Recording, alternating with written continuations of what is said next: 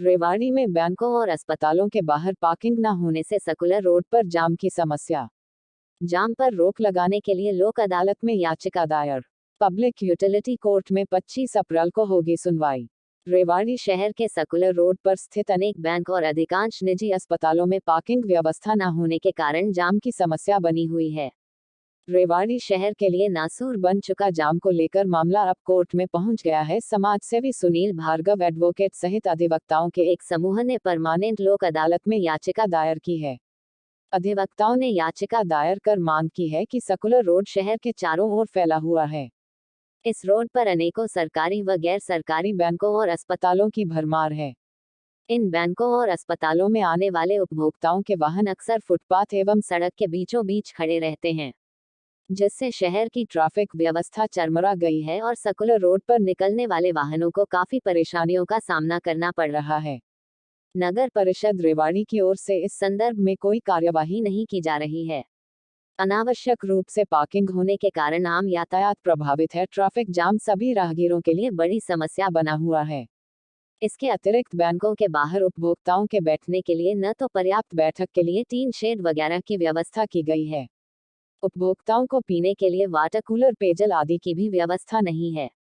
Sunil Bhargava advocate ने media को बताया कि रेवाड़ी शहर में जाम की समस्या काफी समय से बनी हुई है, लेकिन ना तो सरकार और ना ही प्रशासन इस और कोई ध्यान दे रहा है। उन्होंने कहा कि यह समझ से परे है कि जब पार्किंग आदि के नॉर्म्स पूरे ही नहीं होते तो बिल्डिंग को एनओसी कैसे मिल जाती है।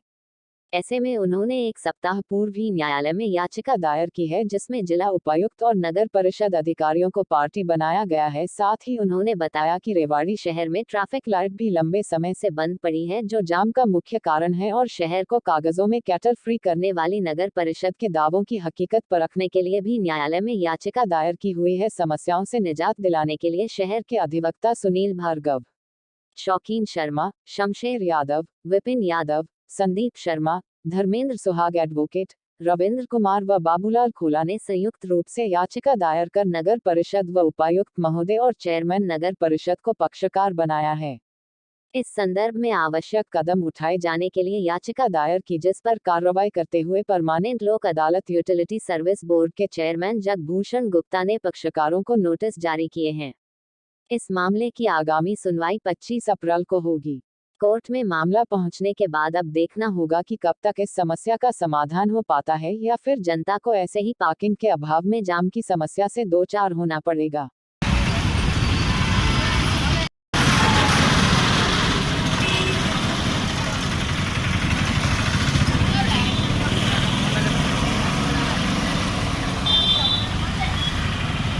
जो कि है ना, रेवाड़ी शहर के अंदर जितने भी बैंक बने हुए हैं, चाहे निजी हो चाहे सरकारी हो, उनके बाहर आपने देखा होगा कि है ना, ट्रैफिक स्कूटर, मोटरसाइकिल, कार खड़ी रहती हैं, जिससे कि लोगों को आवागमन में काफ़ी मुश्किल का सामना करना पड़ता है। जब ये बैंक के बैंक वाले हमारे से जो भी अगर ग्राहक आता है, जो भी उसके अंदर कंज्यूमर आता है, उसके बैठने की फैसिलिटीज़ होनी चाहिए, उसके पानी की फैसिलिटीज़ होनी चाहिए और पार्किंग की फैसिलिटीज़ होनी चाहिए।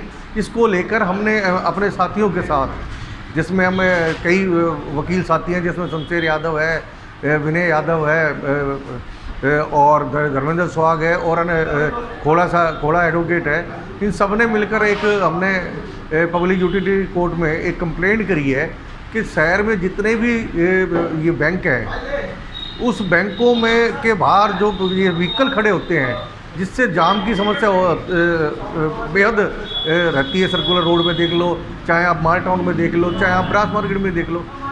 जब इनको बैंकों का जब यहाँ पर इन्होंने खोला, तो मेरी समझ से बाहर है कि नगर परिषद के अधिकारियों ने एनओसी कैसे जारी कर दी, जबकि किसी भी बैंक वालों की बैंक की एक भी पार्किंग आपको देखने को नहीं मिलेगी। तो इसको लेकर भी मैंने पब्लिक यूटिलिटी कोर्ट में डीसी साहब को, ईओ को और नगर परिषद चेयरमैन को पार्टी बनाकर डाला है, शिकायत करी है हमने, और उसकी सुनवाई 25/4 को पब्लिक यूटिलिटी कोर्ट में होएगी। वो अपना जवाब देंगे, क्या देते हैं आगे नेक्स्ट पता चलेगा।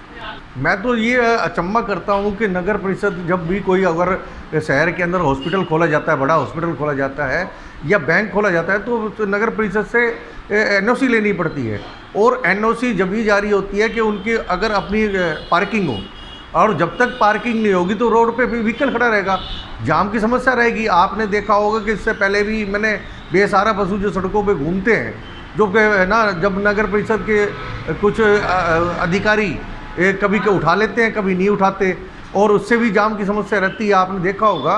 और आजकल तो बहुत ज़्यादा बेसहारा पशु ना शहर के अंदर हो गए हैं, बीच में इन्होंने उठाए थे।